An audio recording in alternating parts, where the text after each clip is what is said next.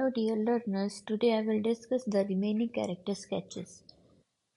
The first character sketch that I am going to discuss is of Amanda's mother. The poem Amanda presents that Amanda goes through constant scoldings for her habits. Amanda's mother constantly corrects her behavior. इस pome में robin Glenn ने Amanda नाम की एक बच्ची को present किया है जिसकी मदर बहुत ज़्यादा स्ट्रिक्ट है और अमांडा को उसकी हैबिट्स के लिए डांटती रहती है।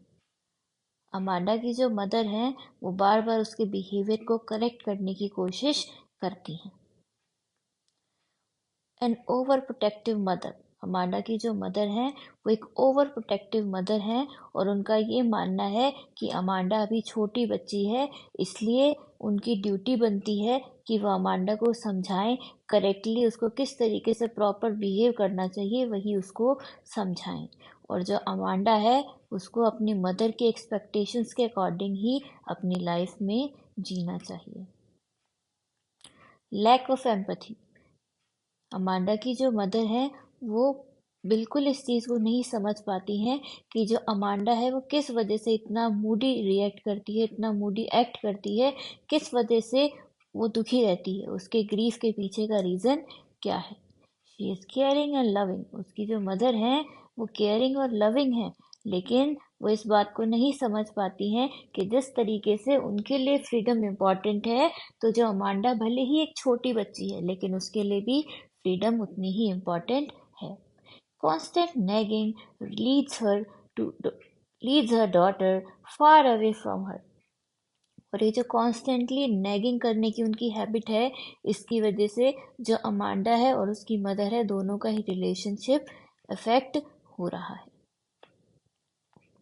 कंट्रोलिंग, अमांडा की जो मदर है वो कहीं ना कहीं थोड़ी बहुत कंट्रोलिंग भी हैं और वो उसको फोर्स करती हैं कि जो अमांडा है एक ओबीडियंट बच्ची बने, एक वेल मैनर्ड वे में वो रहे। She never explained her quietly, लेकिन जो उसकी मदर हैं वो बिल्कुल भी उसको प्यार से नहीं समझाती हैं, उसको उसके पर्सपेक्टिव को जानने की कोशिश नहीं करती हैं कि वो इस तरीके से बिहेव क्यों कर रही है। She limits Amanda's freedom and personal expression, जो अमांडा को स्पेस चाहिए, जो उसको फ्रीडम चाहिए अपने आप को एक्सप्रेस करने की, उसकी मदर उसकी उस फ्रीडम को लिमिट कर देती हैं। अनरियलिस्टिक एक्सपेक्टेशंस, अमांडा की जो मदर है वो से कुछ अनरियलिस्टिक एक्सपेक्टेशंस है अमांडा की मदर को अमांडा से, which pushed her daughter to strive for an unattainable standard, और उनकी इतनी ज़्यादा इतनी हायर एक्सपेक्टेशंस हैं कि अमांडा को ये फील होने लगा है कि उसकी मदर की एक्सपेक्टेशंस को वो कभी भी फुलफिल नहीं कर पाएगी। जिस तरीके से उसकी मदर चाहती हैं वो एक प्रॉपर तरीके से वेल मैनर्ड वे में रहे, अमांडा को लगता है कि वो ऐसा नहीं कर पाए। Now the character sketch of Bholi's school teacher. Bholi's teacher is depicted as a kind, compassionate, and supportive figure who plays an important role in transforming Bholi's life by encouraging her to overcome her stammer and build self-confidence. भोली की जो teacher हैं उनको इस story में kind वे में depict किया गया है कि वो एक कंपैशनेट टीचर हैं, एक सपोर्टिव फिगर हैं, जिसकी वजह से जो भोली की लाइफ है पूरी तरीके से ट्रांसफॉर्म हो जाती है। जो बच्ची स्टोरी के बिगिनिंग में हम देखते हैं कि उसके अंदर स्टैमर करने की हैबिट है, उसका सेल्फ कॉन्फिडेंस बिल्कुल लो है। हम देखते हैं कि किस तरीके से जो टीचर है भोली की, उसकी वजह से जो भोली की लाइफ है पूरी तरीके से ट्रांसफॉर्म हो जाती है और अपनी स्टैमरिंग की हैबिट को वो पूरी तरीके से ओवरकम कर लेती है। एम्पैथेटिक एंड केयरिंग, भोली की जो स्कूल टीचर हैं वो बहुत ज़्यादा एम्पैथेटिक हैं और केयरिंग हैं। वो भोली के स्ट्रगल को बहुत अच्छे से पहचान जाती हैं कि जो भोली है वो अपनी फिजिकल अपीयरेंस की वजह से स्ट्रगल कर रही है, जिसकी वजह से उसका जो कॉन्फिडेंस है वो लो हो गया है, वो स्टैमर करना स्टार्ट कर दिया है। Treating her with genuine care and concern, उसको पूरा इंडिविजुअल अटेंशन देती हैं और पूरी जेन्युइनली उसकी केयर और कंसर्न करती हैं, जिसकी वजह से भोली का कैरेक्टर पूरी तरीके से ट्रांसफॉर्म हो जाता है। Patient and encouraging, the teacher consistently motivates Bholi to speak up and believe in herself, providing a safe space for her to overcome her fears. जो भोली की टीचर हैं वो कंसिस्टेंटली कॉन्टिन्यूसली उसको मोटिवेट करती रहती हैं कि वो अपनी बात को एक्सप्रेस करे, अपने ऊपर भरोसा करे, और इस तरीके से वो उसके स्पेस प्रोवाइड करती हैं जहाँ पर वो अपने सभी फियर्स को ओवरकम कर सकती है. Role model. Bholi's teacher serves as a positive role model, demonstrating the importance of kindness, courage, and standing up for oneself. जो भोली की टीचर हैं उसके लाइफ में एक बहुत बड़ा रोल मॉडल है, एक पॉजिटिव रोल वो प्ले करती हैं स्टोरी में, जिसकी वजह से जो भोली है वो अपने लिए स्टैंड ले पाती है. जो बिशंबर नाथ का उसके लिए प्रपोजल आता है जो उससे बहुत बड़ा है एज में, उसके लिए वो स्टैंड लेती है और उस शादी को करने से बिल्कुल पूरी तरीके से रिफ्यूज कर देती है. He utilizes appropriate strategies to help Bholi learn and overcome her stammer, including a gentle approach and individual attention. वो भोली की नीड्स के अकॉर्डिंग उसको इंडिविजुअल अटेंशन देती है, उसको लर्निंग मटेरियल देती हैं, जिसकी वजह से भोली का उसकी पढ़ाई में मन लगे, इंटरेस्ट क्रिएट हो जाए, और जिसकी वजह से जो भोली है एंड में जाकर हम देखते हैं किस तरीके से उसकी जर्नी रही है और उसका पूरा ही कैरेक्टर लास्ट में ट्रांसफॉर्म हो जाता है. Key to Bholi's transformation. By providing the necessary support and guidance, the teacher is instrumental in Bholi's personal growth and ability to overcome societal obstacles. जितने भी सोसाइटी के ऑब्स्टेकल्स थे मैरिज को लेकर, वो सभी उन सब ऑब्स्टेकल से उन सभी ऑब्स्टेकल्स को क्लियर कर जाती है और अपनी लाइफ में एक कॉन्फिडेंट पर्सनालिटी की तरह उभर कर आती है.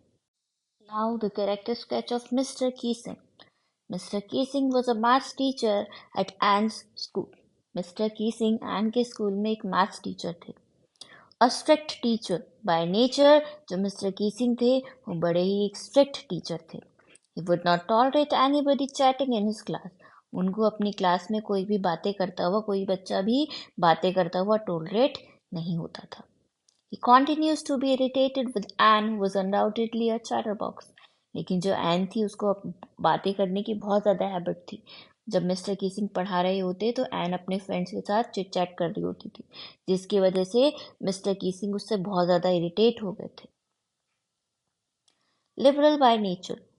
मिस्टर कीसिंग स्ट्रिक्ट भी थे, लेकिन वो पूरी तरीके से स्ट्रिक्ट नहीं थे, उनका नेचर लिबरल भी था. He believes in taking actions with good intentions and for the development of the children. उनके जितने भी एक्शंस थे, वो जिस भी तरीके की पनिशमेंट बच्चों को देते थे, उसके पीछे उनका बड़ा ही गुड इंटेंशन होता था. वो बच्चों के भले के लिए ही उनको पनिश किया करते थे. He tries to control Anne's habit of talking too much. Similarly, उन्होंने एन की जो बातें करने की हैबिट थी उसको भी चेंज करने का ट्राई किया. However, as soon as he is convinced that her habit does not affect her studies, he overlooks Anne's shortcomings. लेकिन जैसे ही वो इस बात को समझ जाते हैं कि जो एन की हैबिट है बहुत ज़्यादा बातें करने की, उसकी वजह से उसकी पढ़ाई पर कोई भी असर नहीं पड़ रहा है, तो वो एन की उस हैबिट को इग्नोर कर देते हैं. A fun-loving teacher. He punished Anne by asking her to write an essay on a chatterbox. Anne को पनिश करने के लिए उसकी जो बातें करने की हैबिट थी, उसकी उस हैबिट को चेंज करने के लिए एज अ पनिशमेंट उन्होंने एन को एक ऐसे एज अ होमवर्क दिया, which was on a chatterbox. When Anne wrote a convincing essay, he received it with a good laugh. और जब एन उनको हैंड ओवर करती है अपना होमवर्क, तो उसको पढ़ते हैं और पढ़कर सभी बच्चों के साथ हंसते हैं. He tried to play a joke on her with the other homework. Similarly, उन्होंने इसके अलावा उसको और भी असाइनमेंट्स दिए, उसको और भी होमवर्क्स दिए. When Anne came up with a brilliant poem, he read that poem in the class and acknowledged its content. और लास्ट में जो एन है वो अपने होमवर्क में एक पोम लिखकर उनको हैंड ओवर करती है और वो पूरी क्लास के सामने उस पोम को रीड करते हैं और उसके कंटेंट को, एन की क्रिएटिविटी को सबके सामने प्रेज करते हैं. In regard of these events, it's evident that he cannot be entirely labeled as a strict teacher, but he was fun-loving too. और इन सभी इवेंट्स को देखते हुए हम ये कह सकते हैं कि जो मिस्टर कीसिंग थे उनको हम एक स्ट्रिक्ट टीचर के तौर पर पूरी तरीके से लेबल नहीं कर सकते हैं, क्योंकि he was fun loving too. Now the character sketch of Lencho. Lencho is the main character of the story a letter to God. जो लैंचो है वो स्टोरी में मेन कैरेक्टर है। Lencho is a hard working, honest and religious farmer. Lencho एक बड़ा ही hard working और religious farmer है। He lived in a solitary house on the crest of a low hill. वो एक छोटी सी हिल पर एक घर में रहता है। वो जो घर है वो उस वैली में उस हिल पर अकेला बना हुआ घर है। He relied on his crops for survival. और उसका सोर्स ऑफ इनकम सिर्फ उसकी क्रॉप्स है। Personality traits. Lancho was a devout Catholic who believed in the power of prayer. He was very proud and refused to accept charity from others. He was patient and optimistic. जो लैंचो का character है वो story में उसको एक God का firm believer बताया गया है। वो गॉड पर बहुत ज़्यादा ब्लाइंडली फेथ करता है और वो कभी भी अपने लिए किसी से भी चैरिटी एक्सेप्ट नहीं करता है। वो बहुत ज़्यादा पेशेंट है और बहुत ज़्यादा ऑप्टिमिस्टिक उसकी पर्सनैलिटी है। Man of faith and hope. Even after losing this only source of income, he did not lose his hope. और जब वो देखता है कि उसकी सारी जो क्रॉप है, उसका सारा जो हार्वेस्ट है वो पूरी तरीके से रेन की वजह से डिस्ट्रॉय हो गया है, उसके बाद भी वो अपनी होप को लूज नहीं करता है। He was an innocent man as he believed God is like a living person who could stand money. और वो लैंचो का कैरेक्टर इतना इनोसेंट है कि उसको ये विश्वास हो जाता है कि जो गॉड है वही उसकी हेल्प कर सकते हैं और वही उसको कुछ पैसे भेज सकते हैं। He was a firm believer and sought help from God by writing letter to send 100 pesos. और अपनी ही इस फर्म फेथ की वजह से वो गॉड को एक लेटर लिखता है और रिक्वेस्ट करता है कि गॉड उसको 100 पेसोस सेंड करे। But when he received 70 pesos, he called the post office employees a bunch of crooks. लेकिन उसको सिर्फ जब 70 पैसे उसको मिलते हैं तो वो पोस्ट ऑफिस एम्प्लॉयज को समझता है कि उन्होंने उसके पैसे चुराए हैं और उनको अ बंच ऑफ क्रूक्स बोल देता है, लुटेरा बोलता है। He rewrote a letter to God for the remaining 30 pesos, which shows his firm faith in God. उसके बाद भी उसका जो भगवान के ऊपर फेथ था वो कम नहीं होता है और वो दोबारा से गॉड को एक लेटर लिखता है और रिक्वेस्ट करता है कि जो बाकी के जो 30 पेसोस हैं वो भी गॉड उसको भेज दे। लेकिन हमने पढ़ा है कि स्टोरी में वो इस टाइम रिक्वेस्ट करता है गॉड से कि वो बाकी के पैसे अब की बार मेल से भेजें, because the post office employees are a bunch of crooks. Mistrust on human motives. लैंचो God पर तो पूरी तरीके से बिलीव करता है, लेकिन जो ह्यूमन मोटिव्स हैं उस पर उसका बिल्कुल भी ट्रस्ट नहीं है। He had a tendency to doubt people's intentions. वो ह्यूमन की इंटेंशंस को डाउट करता है। He never tried to find out who had sent him those 70 pesos to help him. और ये पूरी तरीके से क्लियरली हम इस बात को बोल सकते हैं कि वो ह्यूमन मोटिव्स पर ट्रस्ट नहीं करता था, क्योंकि उसने जो 70 पेसोस जो कलेक्ट करके पोस्ट ऑफिस एम्प्लॉयज ने उसको भेजे थे, उसने जानने की कोशिश ही नहीं की कि वो पैसे भेजे किसने हैं। It is rather ironic that he humiliated his helpers by calling them a bunch of crooks. उसको लगता है कि सही में गॉड ने इतना इनोसेंट है, उसको लगता है कि गॉड ने ही ये पैसे भेजे हैं और वो इस चीज़ को कभी जानने की कोशिश ही नहीं करता है कि किसने भेजा है। बजाय इसके वो क्या करता है, उनका मजाक बनाता है, उनको ह्यूमिलिएट करता है और उनको लेबल कर देता है a bunch of crooks. Strengths and weaknesses. Lancho was a hard-working man who worked like an ox in his field. जो लैंचो है एक हार्ड वर्किंग मैन है जो बिल्कुल ऑक्स की तरह अपने फील्ड्स में काम करने में लगा रहता था। He was sad and worried about his family, food and income after hail destroyed his crops. और यहाँ पर उसकी अपनी फैमिली के लिए कंसर्न भी दिखाई जाती है कि जब उसकी रेन की वजह से उसकी पूरी हार्वेस्ट पूरी क्रॉप्स डिस्ट्रॉय हो गई थी, उस टाइम पर वो अपनी फैमिली के बारे में सोच रहा था। Now, the character sketch of Postmaster. He was a good, sensible, and compassionate head of the post office who was impressed by the depth and sincerity of Lencho's faith in God. जो postmaster का character उसको बड़ा ही compassionate और sensible दिखाया गया है story में, और वो लेंचो की फेथ को देखकर बहुत ज़्यादा इम्प्रेस हो जाता है। Compassionate, he is compassionate and empathetic.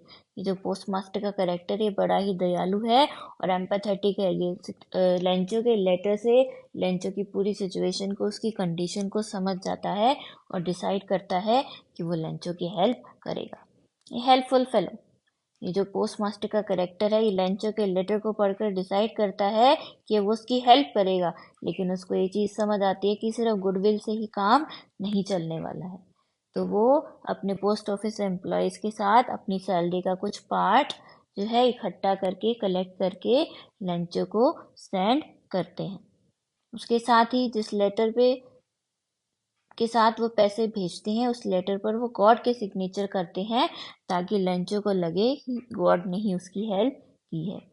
Messenger of God, Lencho की लाइफ में जो पोस्टमास्टर का कैरेक्टर है एक मैसेंजर ऑफ गॉड की तरह है, क्योंकि अगर वो नहीं होता तो लेंचो की पूरी फैमिली उस साल भूखी मर सकती थी। Conclusion: The postmaster did not mention his name on the letter and signed the letter as God in order not to shake Lancho's deep faith in God, but it also shows that he does not want any fame or praise from Lancho. जो postmaster है वो decide करते हैं कि जो Lencho है उसने अगर गॉड से ही रिक्वेस्ट की है पैसों के लिए तो वो क्या करते हैं उस लेटर पर गॉड के ही सिग्नेचर कर देते हैं। इससे हम इस बात को भी कंक्लूड कर सकते हैं कि जो पोस्टमास्टर का करेक्टर है उसको फेम से और लेंचो की प्रेज से कोई ज़्यादा मतलब नहीं था। उसकी जो इंटेंशंस थे वो बड़े ही सही थे, बड़े ही काइंड हार्ट के साथ उसने लेंचो की हेल्प की। Now the character sketch of Nelson Mandela. Nelson Mandela was the first black president of South Africa. South Africa के वो first black president बने। He never compromised his values. He was an anti-apartheid activist. उन्होंने अपनी values के साथ कभी भी compromise नहीं किया।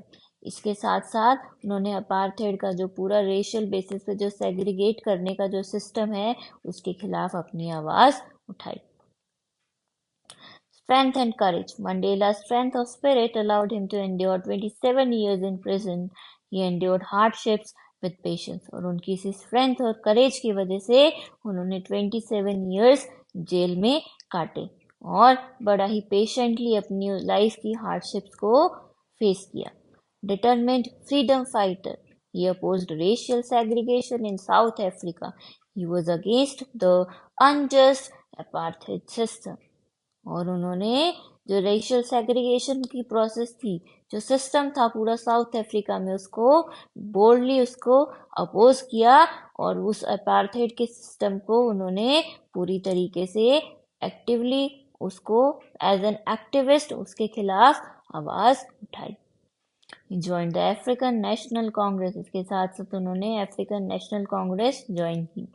He had to suffer a lot for demanding equality for his people. अपने लोगों की इक्वालिटी के लिए, फ्रीडम के लिए उन्होंने बहुत सफ़र किया।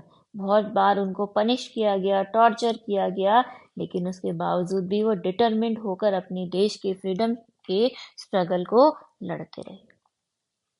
A visionary leader. After his release, Mandela chose peace over revenge. और जब उनको रिलीज किया गया जेल से और वो जब प्रेसिडेंट बने तो अपनी ओथ सेरेमनी में उन्होंने कोई भी हेट प्रमोट नहीं की। उन्होंने पीस को चूज किया बजाय उनसे रिवेंज लेने के। वाइट लोगों से रिवेंज लेने के बजाय उन्होंने पीस को चूज किया। Instead of promoting hate they work towards national unity. और उन्होंने उनसे हाथ मिलाया and he work towards national unity, और उन्होंने नेशनल यूनिटी के लिए काम किया। His leadership established democracy in South Africa. और उनकी इस लीडरशिप की वजह से जो साउथ अफ्रीका कंट्री थी उसमें एक बड़ा ही डेमोक्रेसी एस्टेब्लिश हो पाई। Peacemaker. He was a peacemaker who worked to bring about reconciliation between the black and the white communities in South Africa. वो एक पीस मेकर की तरह रहे और उन्होंने ब्लैक और वाइट कम्युनिटीज के बीच में आपसी भाईचारा बनाने के लिए काम किया। He got the Nobel Peace Prize in 1993 और इसी के लिए उनको 1993 में नोबेल पीस प्राइज भी मिला। यहाँ पर आप नेल्सन मंडेला की ट्विन ऑब्लिगेशंस जो उनकी ड्यूटीज हैं, जो उन्होंने ड्यूटी बताई है कि एक ड्यूटी उनकी अपनी कम्युनिटी के लिए होती है, एक अपनी फैमिली के लिए होती है, वो भी आप यहाँ मेंशन कर सकते हैं। उनका जो फ्रीडम का कॉन्सेप्ट है किस तरीके से चेंज होता है, जब वो बच्चे थे उस टाइम उनका फ्रीडम का कॉन्सेप्ट क्या था और धीरे धीरे उनका वो जो कॉन्सेप्ट था किस तरीके से ब्रॉडन हुआ, किस तरीके से वाइडन हुआ, अब वो भी इस कैरेक्टर स्केच में मेंशन कर सकते हैं। Now the character sketch of young Seagull. In the chapter His First Flight, Seagull's fear and his courage has been presented. इस स्टोरी में सीगल की फियर को और उसके करेज को प्रेजेंट किया गया है। The seagull's journey can be seen as a metaphor for growing up and overcoming challenges. जो सीगल की पूरी जर्नी है, किस तरीके से उसने अपने फियर को ओवरकम किया, उसको हम एक मेटाफर के तौर पर यूज़ कर सकते हैं for growing up and overcoming challenges, कि किस तरीके से हम अपनी लाइफ में ग्रो करते हैं, किस तरीके से हम अपने चैलेंजेस को ओवरकम करते हैं। तो कहीं ना कहीं जो सीगल की जर्नी है हर एक इंसान की भी जर्नी है, क्योंकि जैसे तरीके से हमारे अंदर डर होता है, हम अपने उस डर पर किस तरीके से जीत पाते हैं, किस तरीके से स्ट्रगल करते हैं उसको ओवरकम करने में, सिमिलरली जो सीगल है उसने भी हम उसके स्ट्रगल को इस स्टोरी में देख सकते हैं। Fearful and insecure, the young seagull was too afraid to take his first flight. जो यंग सीगल था उसको अपनी पहली उड़ान भरने में बहुत ज़्यादा डर लग रहा था। He doubted his ability and was afraid of falling into the vast ocean below. उसको अपनी एबिलिटी पर बहुत ज़्यादा डाउट हो रहा था कि वो उड़ नहीं पाएगा। उसके साथ साथ जो नीचे उसको ओशन नज़र आता था वो उसमें गिरने से भी डरता था कि कहीं वो उड़ने का ट्राई करे, उड़ ना पाए और नीचे ओशन में जाकर गिर जाए। He isolated himself on the ledge. इसलिए उसने अपने आप को आइसोलेट कर लिया, एला उस लेज पर रुक गया और बाकी फैमिली वहां से उड़कर चली गई। Transition to adulthood, the seagull's journey represents the challenges of growing up and the transition to adulthood. जो सीगल की जर्नी है वो ग्रो अप, जब हम बड़े होते हैं कौन कौन से चैलेंजेस को हम फेस करते हैं, किस तरीके से हमारा जो चाइल्डहुड से ट्रांजिशन होता है एडल्टहुड का, वो पूरा स्टोरी से हम कंपेयर करके देख सकते हैं। Hunger as a turning point, और जो यंग सीगल उड़ने से बहुत ज़्यादा डर रहा था उसमें उसकी हंगर ने एक बहुत बड़ा रोल प्ले किया। एक टर्निंग पॉइंट आया हंगर की वजह से और यंग सीगल ने उड़ना सीख लिया। To attract his family's attention, he stood there on one leg while appearing to be asleep. और सिर्फ अपनी फैमिली की अटेंशन को पाने के लिए वो वहां पर एक पैर पर खड़ा हुआ हो गया और इस तरीके से अपेयर कर रहा था कि जैसे वो एक पैर पर खड़ा होकर सो गया है। He looked around for food when he was extremely hungry. लेकिन जब उससे भूख सहन नहीं हुई तो वो खाने के लिए इधर उधर देखने लगा। When he was unable to find anything to eat nearby, he begged his mother to give him food. लेकिन जब उसको खाने के लिए कुछ भी नहीं मिला तो उसने अपनी मदर से रिक्वेस्ट की कि उसको खाने के लिए वो कुछ दे दे। The mother flew with the piece of fish towards the young seagull. और जो मदर हैं वो उसकी अपनी बीक में एक पीस ऑफ फिश रखकर उसकी तरफ उड़ती हैं। When she reached over him, लेकिन वो जैसे उसके पास पहुंचती हैं वो रुक जाती है। She did not get down on the rock. वो उस रॉक पर नीचे नहीं आती हैं। The young seagull bent forward and jumped to grab the fish. और जो यंग सीगल है उस फिश को ग्रैब करने के लिए जंप करता है और जैसे ही वो जंप करता है वो एकदम से डर जाता है और started to flap his wings to save himself from falling. और गिरने की डर की वजह से अपने पंखों को फ्लैप करना स्टार्ट कर देता है और इसी तरीके से वो अपनी फर्स्ट फ्लाइट अपनी हंगर की वजह से ले पाता है and was no longer afraid of it. और अब उसको उड़ने में बिल्कुल भी डर नहीं लग रहा था। इसी के साथ उसके अंदर उड़ने के लिए कॉन्फिडेंस क्रिएट हो गया था और उसने अपने स्ट्रगल को, अपने फियर को ओवरकम कर लिया था। A triumphant learner. The young seagull's experience serves as a powerful metaphor for the universal struggle of stepping out one's own comfort zone. ये जो उसका स्ट्रगल है, ये हर किसी का स्ट्रगल है, किस तरीके से हम अपनी कंफर्ट जोन से बाहर आते हैं। बाय कन्फ्रंटिंग फियर, अपने फियर को कन्फ्रंट करते हुए फाइनली उसने अपने आप को ग्रो कर लिया था, वो इंडिपेंडेंटली अब उड़ सकता था, and a sense of accomplishment, और इसी के साथ उसके अंदर एक संतुष्टि की भावना क्रिएट हो गई और उसका जो सेल्फ कॉन्फिडेंस था वो भी बूस्ट अप हो गया।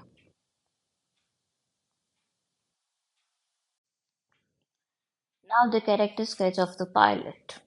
The pilot, from two stories about flying in first flight, is a brave, courageous, and determined person. In the story, he is flying the Dakota aeroplane over France back to England. Story में जो pilot का character है उसको बहुत ज़्यादा brave और courageous दिखाया गया है, और स्टोरी में वो एक डेकोटा नाम के एरोप्लेन को उड़ा रहा होता है, फ्रांस से वो वापस इंग्लैंड जा रहा होता है। Courageous, he flew into a storm without fuel in his tank. वो एक बड़ा ही करेजियस उसको दिखाया गया है, क्योंकि बिना किसी फ्यूल के भी वो उस स्टॉर्म में आगे उड़ रहा था। डिवोटेड फैमिली मैन, वो एक बड़ा ही डिवोटेड फैमिली मैन है।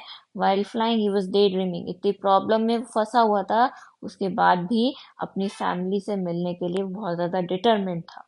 He was daydreaming about spending his holiday with his family. वो अपनी फैमिली से मिलने के लिए, उनके साथ हॉलीडे स्पेंड करने के लिए पूरी तरीके से डिटरमिन्ड था। He was also eager to have his much awaited English breakfast on reaching London. और लंदन पहुंच के वो अपनी फैमिली के साथ इंग्लिश ब्रेकफास्ट करना चाह रहा था। So he wanted to arrive in time for breakfast. इसलिए वो वहाँ पर ब्रेकफास्ट के लिए टाइमली पहुंचना चाहता था। Faulty decision. When the storm clouds began to form in the sky, he was roughly 150 kilometers from Paris. Although he had less fuel, he made the mistake of flying into the storm clouds in his eagerness to meet his family and enjoy his English breakfast.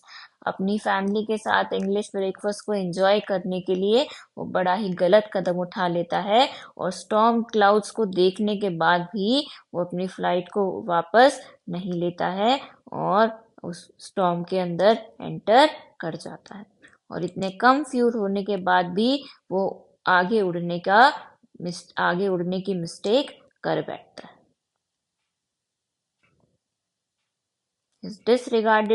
He disregarded his expert advice and did not return back to Paris. और वो अपनी किसी भी expert की advice को नहीं मानता है और पेरिस वापस नहीं जाता है। As expected, the storm clouds caused his flying equipment to stop working. और इसी वजह से जो उसके फ्लाइंग इक्विपमेंट थे उन्होंने भी धीरे धीरे करके काम करना बंद कर दिया। अब उसकी लाइफ बहुत ज़्यादा डेंजर में थी। The fuel tank was about to get empty, और जो फ्यूल टैंक था वो भी अब खाली होने वाला था। An agreeable personality. In two stories about flying, the pilot is portrayed as deeply grateful, particularly towards the mysterious pilot of the black aeroplane. और ये जो पायलट का करेक्टर है ये बड़ा ही एग्रीएबल पर्सनालिटी है, बहुत ज़्यादा ग्रेटफुल फील करता है। जिस ब्लैक एरोप्लेन के पायलट ने इसकी हेल्प की थी उसको जानने के लिए ये अंदर भी जाता है कि who guided him safely through a storm, showcasing a strong sense of appreciation. और इससे ही उसका जो ग्रेटफुल होने का नेचर है उसका पता चलता है कि वो जो ब्लैक एरोप्लेन का पायलट था उसको वो अप्रिशिएट करना चाहता था, उसने जिस तरीके से उसकी हेल्प की थी उसके लिए वो उसको अप्रिशिएट करना चाहता था, उसको थैंक करना चाहता था, जिससे उसकी एक एग्रीएबल पर्सनैलिटी होने का पता चलता है। रेजोल्यूट एंड डिटरमिन, वो बहुत ज़्यादा डिटरमिन था। The narrator's determination to reach his destination, वो अपने डेस्टिनेशन पर पहुंचने के लिए बहुत ज़्यादा डिटरमिन था, क्योंकि वो अपनी फैमिली के साथ ब्रेकफास्ट करना चाहता था। इससे उसकी स्ट्रॉन्ग विल और डिटर्मिनेशन का भी पता चलता है।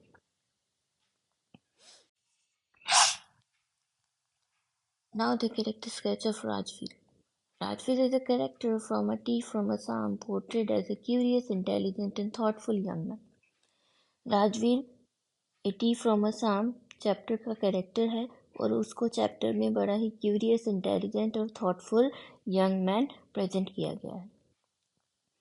Inquisitive, Rajveer is naturally curious and asks questions to gain a deeper understanding. जो राजवीर है वो बड़ा ही क्यूरियस है, जिज्ञासु है और अपनी अंडरस्टैंडिंग को और बढ़ाने के लिए और डीप करने के लिए वो प्रांजल से बार बार क्वेश्चंस पूछता रहता है। Observant, throughout the journey he remains excited about anything he sees. और हम देखते हैं कि थ्रू आउट द जर्नी जब दोनों ही प्रांजल और राजवीर टी प्लांटेशंस को देखने के लिए असम जा रहे होते हैं तो पूरी जर्नी में हम ये देखते हैं कि राजवीर बहुत ज़्यादा एक्साइटेड रहता है हर एक चीज़ के लिए, जो भी चीज़ वो देखता है। बड़ी से बड़ी चीज़ को लेकर, छोटी से छोटी चीज़ को लेकर, हर नई चीज़ को देखकर बहुत ज़्यादा एक्साइटेड हो रहा होता है। जितने भी टी प्लांटेशन उसको नज़र आते हैं चारों तरफ, वो उन टी प्लांटेशंस को देखकर भी बहुत ज़्यादा एक्साइटेड हो जाता है। और वहाँ पर जो फीमेल्स टी लीव्स को प्लग कर रही होती हैं उनको भी वो बहुत ध्यान से देखता है किस तरीके से वो टी लीव्स को प्लग कर रही हैं, और हर एक चीज़ जो भी उसको नज़र आती है दूर दूर तक हर चीज़ को वो अप्रिशिएट करता है। Open-minded, he is willing to listen to different opinions and perspectives. वो हमेशा एक बड़ा ही ओपन माइंडेड कैरेक्टर उसको दिखाया गया है और वो दूसरों के ओपिनियंस को, उनके पर्सपेक्टिव्स को सुनने के लिए हमेशा इच्छुक रहता है। Always eager to learn new things, particularly about the world around him, especially regarding tea plantation. और टी प्लांटेशन के बारे में उसको जितनी भी नई चीज़ें जानने को मिल रही थी उनको जानने के लिए वो बहुत ज़्यादा ईगर था। Polite and friendly, he enjoys discussing tea with Pranjal and remains cheerful throughout the journey, making him a pleasant and likable character. तो जो राजवीर का करेक्टर है हम देखते हैं कि वो कितना एंजॉय कर रहा होता है प्रांजल के साथ जब वो टी प्लांटेशन से रिलेटेड डिस्कशन कर रहा होता है तो बहुत ज़्यादा खुश होता है। और पूरी ही जर्नी में हम देखते हैं कि वो कितना चीयरफुल होता है और ये उसको एक बड़ा ही प्लेजेंट कैरेक्टर बनाता है। ये सारी क्वालिटीज़ उसको एक अच्छा कैरेक्टर बनाती हैं और वो बहुत पोलाइट और फ्रेंडली एक्ट करता है। Now the character of Wali. Wali is a character from the short story Madam Rides the Bus by R.K. Narayan. वली एक स्टोरी का कैरेक्टर है जो एक छोटी सी स्टोरी है, madam rides the bus by R.K. Narayan. She is an 8-year-old girl who is curious, independent and adventurous. वली एक 8 साल की छोटी सी बच्ची है जो बहुत ज़्यादा क्यूरियस है और बहुत ज़्यादा एडवेंचरस है। उसको घूमने फिरने का, उसको एडवेंचर करने का बहुत ज़्यादा शौक है। She is also mature, clever and responsible. भले ही वो 8 साल की एक बच्ची है लेकिन वो स्टोरी में बड़ा ही मैच्योरली, क्लेवरली और रिस्पॉन्सिबली अपने पार्ट को प्ले करती है। Her favorite pastime. Wali does not have any friend. Her favorite pastime is to stand at the front doorway of her house, watching the happenings in the streets outside. वली के कोई भी friend नहीं है उसके ज़्यादा, इसलिए उसका जो फेवरेट पास टाइम है वो अपने घर के दरवाजे पर खड़े होकर गली में बाहर कौन कौन सी घटनाएं हो रही हैं, क्या क्या हो रहा है, कौन आ रहा है, कौन जा रहा है, कौन सी बस आ रही है, कौन सी जा रही है, इस चीज़ पर वो बहुत ज़्यादा ध्यान रखती थी। She also sees the bus which comes in front of the house each hour. और वो एक बस से बहुत ज़्यादा प्रभावित थी, बहुत ज़्यादा उसको अच्छा लगता था कि जब वो उसके घर के आगे से हर घंटे वहाँ से गुजरती थी, एक बार जाते टाइम और एक बार आते time. A strong desire. She desires traveling alone by bus out of curiosity. उसकी जो क्यूरियोसिटी थी उसके चलते उसकी इच्छा थी कि वो उस बस में अकेले ही ट्रेवल करे। She was fascinated by the scenery of the town while riding in a bus. और जब वो उस बस में राइड कर रही होती है तो वो टाउन की आसपास की ब्यूटी को देखकर, उसकी सीनरी को देखकर बहुत ज़्यादा फैसिनेट हो जाती है। She was fascinated by the bus and the passengers and listened to their conversations. वो उस बस में जितने भी पैसेंजर्स होते हैं उनकी बातों को सुनकर भी बहुत ज़्यादा फैसिनेटेड हो जाती है।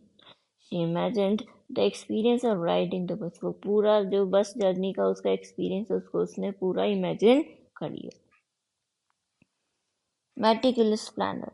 Wally from the story Madam Rides the Bus was a meticulous planner because she carefully planned her bus ride to town.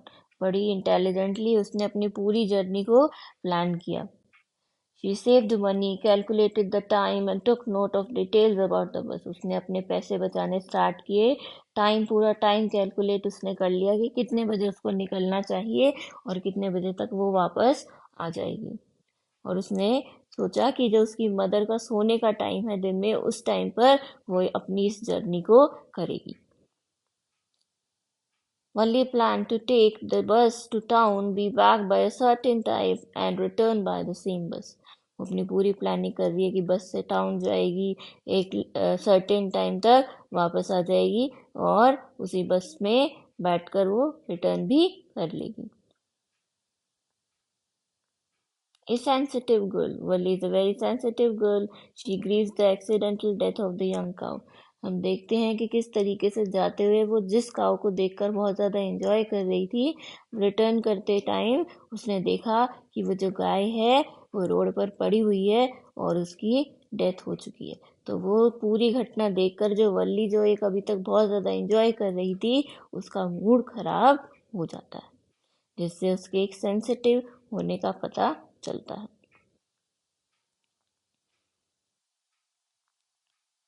Now the character sketch of Baker. Baker or Pader were known as the most influential part of Goan villages in the old Portuguese days. Old Portuguese days के time पर गोवा का bakers एक बड़ा ही important हिस्सा हुआ करते थे. The baker was a guide friend and a companion to the children. और बच्चों के लिए वो जो बेकर है वो एक गाइड की तरह, फ्रेंड की तरह, कंपेनियन की तरह एक्ट करते थे. His appearance. In glimpses of India, the bakers are described as wearing a traditional dress called a kabai. तो जो बेकर्स हैं वो एक कबई नाम की ड्रेस को पहनते थे, which is a single piece knee length frock. एक छोटा सा नी तक की लेंथ का एक फ्रॉक हुआ करता था, often white, considered peculiar to their profession. और एक वाइट कलर का ये उनकी कबई नाम की ड्रेस होती थी. But now they wear shirt and trousers that are slightly shorter than usual length. लेकिन अब उनकी जो ड्रेस है मॉडर्न टाइम में उनकी ड्रेस चेंज हो चुकी है और अब वो एक शर्ट पहनते हैं और ट्राउज़र पहनते हैं जो नॉर्मल एक ट्राउज़र होती है उससे थोड़ी कम लेंथ की वो एक ट्राउज़र पहनते हैं. तो अब थोड़ा सा उनकी ड्रेस में थोड़ा सा बदलाव आया, थोड़ा चेंज आया. A guide. The baker was not just a seller, but a familiar face who interacted with the children warmly, sometimes even gently, scolding them for misbehaving. जो बेकर है वो एक गाइड की तरह बच्चों के लिए एक्ट करता है, जो कि सिर्फ अपनी ब्रेड्स को सेल करने के लिए नहीं, वहाँ पर बच्चों के साथ इंटरेक्ट करने के लिए, उनके गलत मिसबिहेवियर के ऊपर उनको डांटने के लिए भी वहाँ पर आते थे. A friend. The baker is portrayed as a friendly figure who would visit children's homes in Goa twice a day. Baker एक फ्रेंडली फिगर है जो बच्चों के घरों में दिन में 2 बार आते थे. Attracting them with the jingle of his bamboo staff and the aroma of fresh bread. उस बैम्बू स्टाफ की जिंगल को सुनकर बच्चे जो है दौड़े दौड़े वहाँ तक चले आते थे. और जो फ्रेश ब्रेड है उसकी खुशबू को सूंघकर, उसके अरोमा को सूंघकर भी बच्चे अपनी फेवरेट ब्रेड को खरीदने के लिए बेकर के पास पहुँच जाते थे. allowing them to choose their favorite bread bangles from his basket. और उसकी बास्केट में झांक कर अपनी फेवरेट ब्रेड बैंगल्स को चूज करते थे. essentially acting as a beloved companion to the children. और इस तरीके से जो बेकर थे वो उनके लिए एक बड़ा ही प्यारा कंपेनियन हो. Profitable business. The baker is described as having a jackfruit-like appearance, which means he had a plump, well-fed physique, signifying his prosperous profession as a baker, where he and his family never went hungry. तो हम baker के physical उसकी appearance से देख सकते हैं, उसको compare किया गया यहाँ पर जैक फ्रूट लाइक अपीयरेंस से, क्योंकि जो उसकी बॉडी है बहुत ज़्यादा प्लम्प यानी बहुत ज़्यादा वो मोटा वेल फेड फिजिक उसकी नज़र आती है, जिससे पता चलता है कि उसका जो प्रोफेशन है वो बहुत ज़्यादा उनको प्रॉस्पेरस बनाता है. where he and his family never went hungry, जहाँ पर वो उसकी फैमिली को कभी भी खाने के लिए, पैसे के लिए कभी भी स्ट्रगल नहीं करना पड़ता था. Essentially healthy and robust appearance due to a profitable business. और ये उनके प्रॉफिटेबल बिजनेस को ही सिग्निफाई करता है, जो उनकी फिजिकल अपीयरेंस जैकफ्रूट लाइक नजर आती है. Now the character of Natalia. Natalia is a character in Anton Chekhov's play The Proposal. She is 25 years old lady and lives with his father Chubukov. She claims to be the owner of Oxen Meadows and fights over petty issues. Natalia Anton Chekhov के play the proposal का एक character है और वो एक 25 years old lady है और अपने फादर चुबुकोव के साथ रहती है.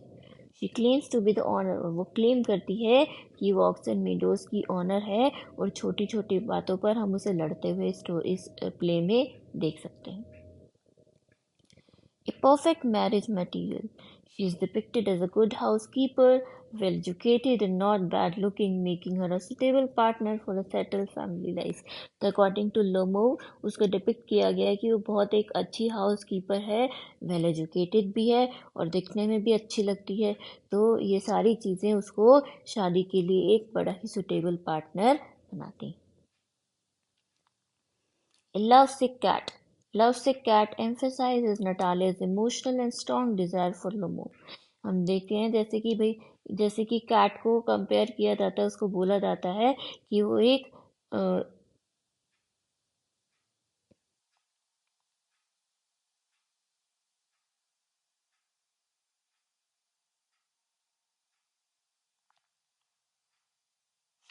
लवसिक कैट. हम देखते हैं कि किस तरीके से जो कैट है वो अपने पोजेसिव लव के लिए जाना जाता है. तो सिमिलरली यहाँ पर जो चुबुकोव है वो एक फ्रेज यूज करते हैं, love sick cat for his daughter, which emphasises her emotional and strong desire for Lomov, जो कि उसकी इमोशनल और जो स्ट्रांगली उसकी डिजायर है लोमो को लेकर उसको एम्फेसाइज करता है. Natalia is described as a lovesick cat by her father Chibukov to highlight her intense, almost desperate longing for Lomo, the man who has come to propose to her. देखते हैं हम story में कि किस तरीके से जो नटालिया है वो डेस्परेटली चाहती है कि उसकी लोमो से शादी हो जाए. शॉर्ट टेम्पर्ड यानी इसको बहुत ज़्यादा गुस्सा भी आता है और ये हम स्टोरी में इजीली देख सकते हैं. Natalia is talkative and short-tempered. She is very much concerned about her family's honor and land. वो अपनी फैमिली के ऑनर को लेकर और अपनी लैंड को लेकर बहुत ज़्यादा हम देखते हैं किस तरीके से कंसर्न नज़र आती. She is argumentative also. बहस भी करती है, वो आर्ग्यू करती है लोगों के साथ, क्योंकि वो उसका ये मानना है कि जो ऑक्सन विडोज है उस पर जो है चुबुकोव्स हैं उनकी ऑनरशिप है. And the superiority of a dog squeezer. उसके बाद वो सेकेंड आर्ग्यूमेंट में पड़ जाते हैं जो उनके डॉग्स की सुपीरियोरिटी को लेकर होती है. विटी एंड आर्ग्यूमेंटेटिव पर्सन, बहुत ज़्यादा विटी भी है और उसको इस प्ले में आर्ग्यूमेंटेटिव भी दिखाया गया है. Natalia's interactions with Lomo, a neighboring landowner, and her suitor reveal her sharp wit and argumentative nature. कि हम देखते हैं कि किस तरीके से वो इस पूरे आर्ग्यूमेंट को हैंडल करती है. इससे हम मान सकते हैं कि वो बड़ा ही एक विटी कैरेक्टर है. Now the character sketch of Lomo. Lomo was a young unmarried man of 35. Lomo was a funny character. He was suffering from palpitation. हम देखते हैं कि जो लोमो है वो 35 ईयर्स का इस प्ले में शो किया गया है उसको. वो बड़ा ही एक फनी कैरेक्टर है और हम ये देखते हैं कि वो बार बार पैल्पिटेशन से भी सफ़र करता है. एक कॉमिकल कैरेक्टर. लोमो एक बड़ा ही कॉमिकल कैरेक्टर है इस प्ले का. Instead of concentrating on the topic of proposing romantically he keeps on foolishly asserting his claim over auxin meadows.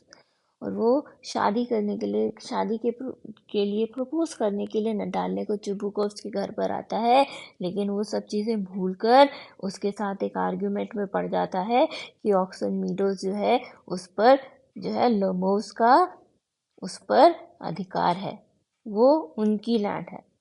He is childish, unintelligent, and foolish, who stubbornly keeps on arguing with the lady who seems to be the only person he could marry. और उसके लिए अब उसके according उसकी as इतनी हो चुकी थी और नटालिया ही उसका बेस्ट सूटर थी। नटालिया ही उसके साथ अब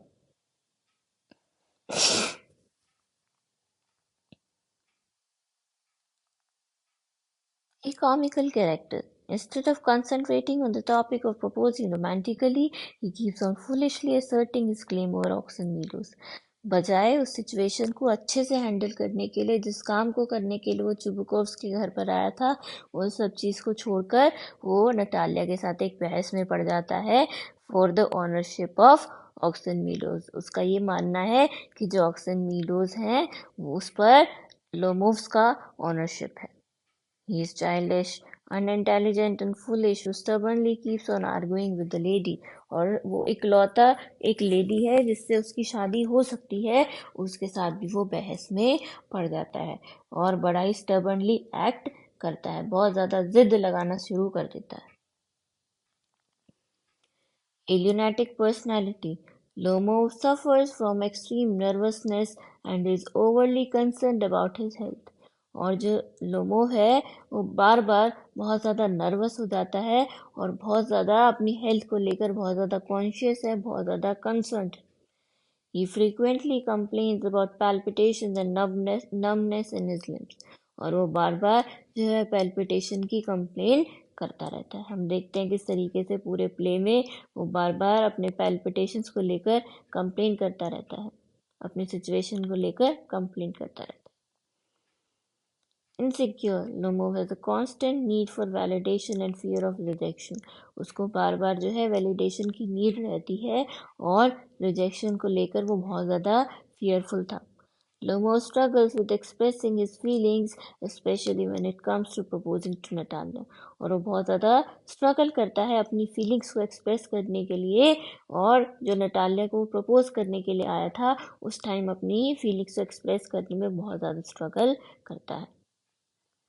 स्टबन एंड इमेच्योर, हम देखते हैं किस तरीके से वो स्टबन और इमेच्योर पूरी सिचुएशन को इमेच्योरली पूरी सिचुएशन को हैंडल करता है। He does not even hesitate to hurl abuses at Chibuko family। और वो लैंड के डिस्कशन के टाइम पर है और जो डॉग्स की सुपीरियोरिटी थी उस टाइम पर हम देखते हैं किस तरीके से अपनी बातों को रखता है, किस तरीके से आर्ग्यू करता है और चिबुको की फैमिली को बहुत ज़्यादा बुरा भला कहता है।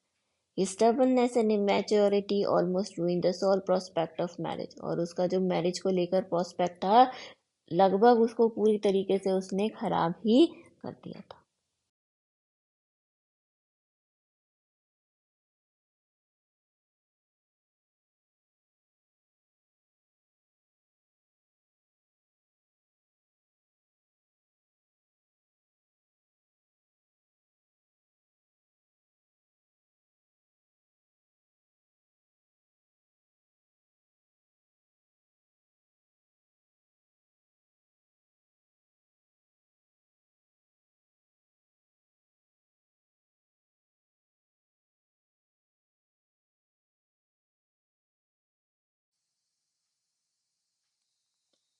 Now the character sketch of Amanda. Amanda is a character in the poem Amanda by Robin Klein। Robin Klein की एक पोम है अमांडा, उसमें अमांडा एक कैरेक्टर है। She is a young girl who is often scolded by her mother for her mistakes। वो एक छोटी बच्ची है जिसको उसकी मदर बार बार उसकी गलतियों के लिए टोकती रहती है। Daydreamer. Amanda is a daydreamer who escapes into a world of illusions and fantasies to escape from the reality of her life। और अमांडा एक डे ड्रीमर है, वो बहुत ज़्यादा इमेजिनेशंस करती है जिससे वो अपने रियल वर्ल्ड से एस्केप कर पाए और वो जो भी चीज़ें अपनी लाइफ में जो भी वो फ्रीडम चाहती है उससे रिलेटेड ही वो अपनी डे ड्रीमिंग करना स्टार्ट कर देती है। Amanda imagines herself as a mermaid in the sea। वो अपने आप को एज अ मरमेड जो कि सी का सोल इनहेबिटेंट है, अकेली वो सी में रहेगी, वो बिल्कुल फ्री है उस सी में मूव करने के लिए, ऐसी एक मरमेड की तरह खुद को इमेजिन करती है। उसके बाद वो ऑर्फन, अपने आप को एक ऑर्फन इमेजिन करती है जो कि स्ट्रीट्स में नंगे पांव इधर से उधर घूम सकती है और उसको टोकने वाला कोई भी नहीं है।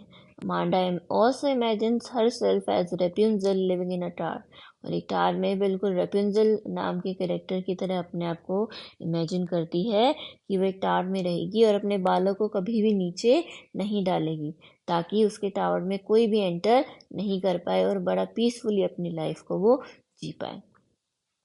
ए सेंसिटिव गर्ल, अमांडा एक बहुत ही सेंसिटिव गर्ल भी है, who was deeply affected by the constant nagging and criticism from her parents, जो उसकी मदर्स को बार बार टोकती रहती है, क्रिटिसाइज करती रहती है, उससे वो बहुत ज़्यादा प्रभावित है।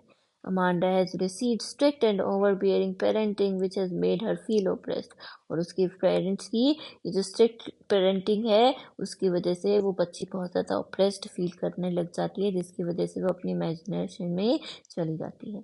Imaginative, Amanda's imagination allows her to create a peaceful world where she is free from her mother's nagging. उसकी मदर उसको बार बार उसके कामों के लिए, उसकी छोटी छोटी चीज़ों के लिए टोकती हैं, जिसकी वजह से वो अपना इमेजिनरी वर्ल्ड क्रिएट कर लेती है और वो उसके लिए एक पीसफुल वर्ल्ड होता है जहाँ पर उसको कोई भी नहीं टोकेगा। Immature, Amanda was behaving like an immature girl. Amanda is sulking and she is moody too. हम देखते हैं किस तरीके से पूरी पोम में वो अमांडा जो है वो एक मूडी नज़र आ रही है। उसकी मदर के अकॉर्डिंग जो अमांडा है बहुत ज़्यादा मूडी है। She hates pointing of her mother. उसको उसकी मदर का छोटी छोटी चीज़ों को पॉइंट आउट करना बिल्कुल भी अच्छा नहीं लगता है, और उसके अंदर एक डिज़ायर है, एक विश क्रिएट हो गई है कि अब वो अपनी लाइफ में बिल्कुल अलोन, बिल्कुल अकेले रहना चाहती है, ट्रैंक्विलिटी के साथ, पीस के साथ, और इसीलिए वो अपने आप को अलग अलग कैरेक्टर्स के तौर पर इमेजिन भी करती है। बेटा इस वीडियो में मैंने लगभग सारे कैरेक्टर स्केचेस को कवर किया है। अगर आपको इसके अलावा भी कोई कैरेक्टर स्केच डिस्कस कर आप चाहते हो कि मैं कोई और कैरेक्टर स्केच डिस्कस करूं, तो आप मुझे कमेंट में नीचे बता सकते हैं। Don't forget to subscribe and share this video.